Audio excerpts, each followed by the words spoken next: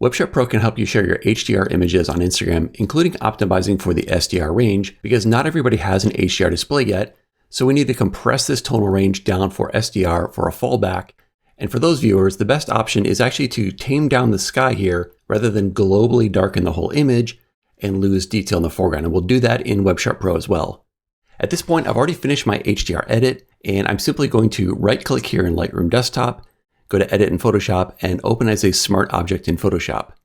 Once I do this, you'll see that I have a 32-bit HDR in Photoshop, and it doesn't really matter what tool you use to get this in here. I'm just using Lightroom Desktop, but any other editing software for HDR would be fine. Once we're in Photoshop, we use WebSharp Pro to export it, and the settings we need are very simple. Just choose the Instagram template. Any of them are fine.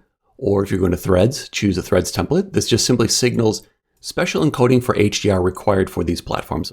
And then in the settings, you want to make sure you, under the File tab, have set your output for HDR, the HDR format as JPEG with gain map. And the tone mapping here, I would normally leave this as just interactive the first time, because when we share this HDR, we're also going to create the SDR fallback for other viewers.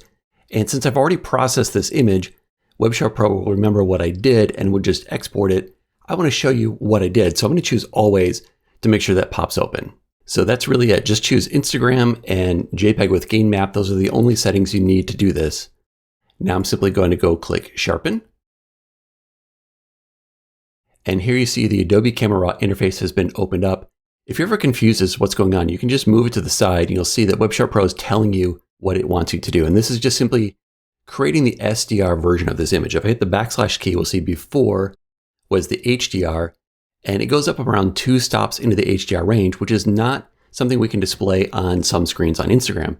Even though 80% of people will have HDR on Instagram, we have to think about the people who don't. And so the SDR is looking like this after I've made some edits. So with WebSharp Pro using the full Adobe Camera RAW interface, we can do anything we want to do. And so I made a slight change in the exposure negative.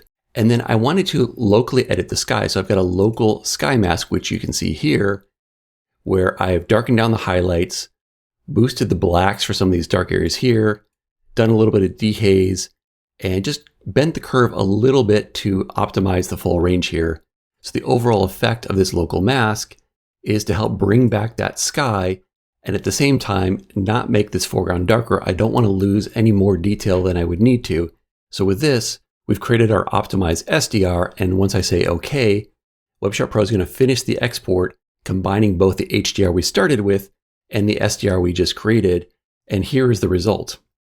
I could send this right to Instagram, but I'm going to open it up in the Adobe Game Map Demo app, and you can see here is our HDR that we started with. We go compare back into Photoshop. You can see the HDR is an exact match, and then the base image, which is going to be the SDR version people see, looks like this. So this is the base image we created where we locally darkened the sky without overly darkening the foreground. And if you want to get a sense of how this really works, in the adaptive mode, we can just choose the manual option here. And then this slider here represents the display's headroom. So our image only has 2 stops in the HDR, so this slider really won't matter. To the right here, you can see it's kind of simulating if you had a limited HDR headroom.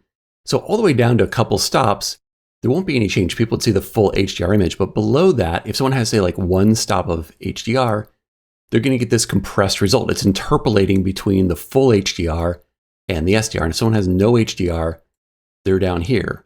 So this range here shows you that everybody will get a great result, where this is the version that probably 70–80% of your audience is going to see. But if someone's in brighter light or their phone is set too bright, maybe they get a little bit less HDR. And if their phone doesn't have HDR, then they get something like this. So this base image is very important for all these limited scenarios. Anyone who doesn't have the full range will have a nice result no matter what. Now to learn more about sharing HDR images for Instagram, click to this next video.